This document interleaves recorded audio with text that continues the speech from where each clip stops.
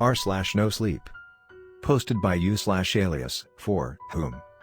Mr. Sandman used to help me sleep. I don't know how I'll ever sleep again. I have so much trouble sleeping.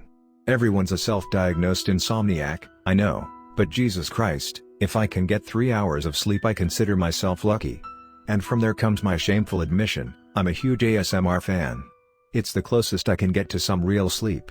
And not the calming whispers and affirmations, no. I want those sloppy mouth sounds. I'm a freak. Sue me. But that's not how I've always gotten to sleep. Have you reached out to Mr. Sandman?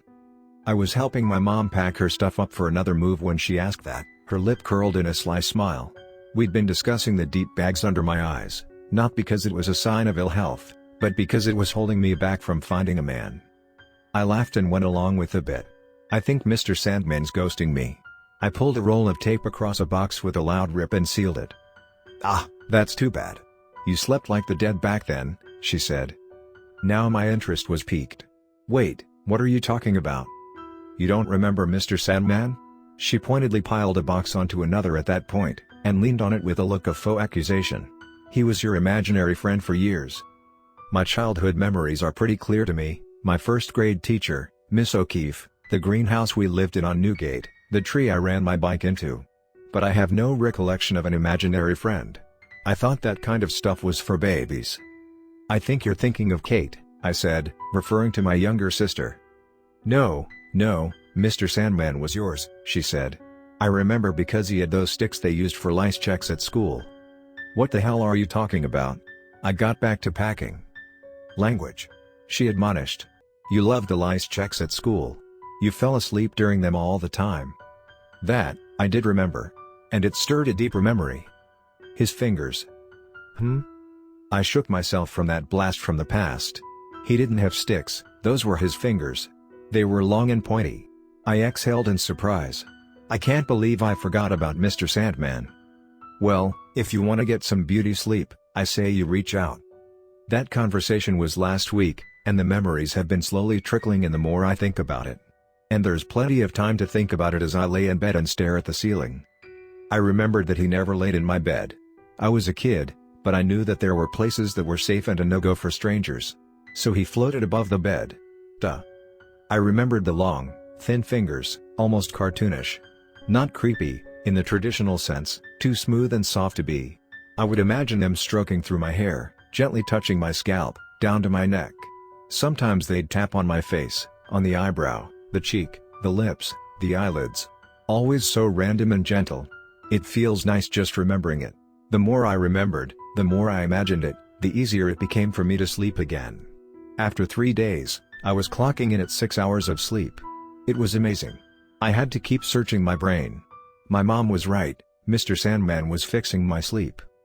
Next, I remembered his breathing. Every breath, in through the nose, out through the mouth, was timed exactly with my own. That flow in perfect unison was so calming, and if my breath were to ever hitch, as would his. It's truly hard to imagine how soothing that is, and I can't believe that at such a young age I connected with that in my imagination. I spent some time around then trying to remember what Mr. Sandman looked like. I mean, he had to have a face, he was my imaginary friend. But all I could think of was the moon, glowing in full. That's when I started to feel that something was wrong.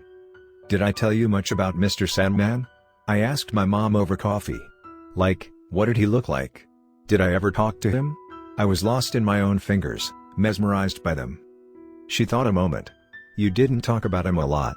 You would just come skipping downstairs in the morning, well rested and chipper because Mr. Sandman was there. I didn't ask questions, I was just glad you were happy and healthy. I was a very healthy kid. Porcelain doll skin, shining teeth, flowing hair, clean nose, ears, mouth. I never got sick. God, those were the days. Why do you ask? Oh, just curious. I want to know what kind of lil friend my tiny head was making. Weird that it was a mister. Well, I'll ask your sister when she comes by tomorrow. Maybe she remembers more. 2 nights later was a full moon, and I remembered his eyes, those 2 perfect circles, huge and glowing and shimmering. There were no pupils, and their light made the rest of him even more difficult to see. It raised something deep in my gut. Why was I trying to see him? I could imagine the weight so well, my heavy eyelids as I fought against them, but barely squinting enough to catch those shining orbs looking down on me from above. Something in them was manic, pleading, wanting. A shiver ran down my spine and I rolled over in my bed. I was done thinking about him for the night. But my subconscious disagreed. It had gotten a taste of real sleep and it demanded more, against my will. I saw those fingers wrap around the edge of my mattress from under the bed. Another hand peeked above the horizon of my covers and curled over thin air as if it were a rope, or the web of a spider. It pulled those two eyes into view, slowly, as if they were cresting over a vast landscape in orbit. His first hand joined the second in grabbing those invisible strings, crawling along the nothingness above me until his face hovered above mine. One thin finger pointed down at me, and I watched it grow longer and thinner as it stretched down to my face. It gently stroked my cheek, up to my eyelid and around my wide eye to the brow. The other hand lowered to my pillow, and began scratching and tapping at the soft fabric near my ear. It was slow and rhythmic, then broke the pattern and began again.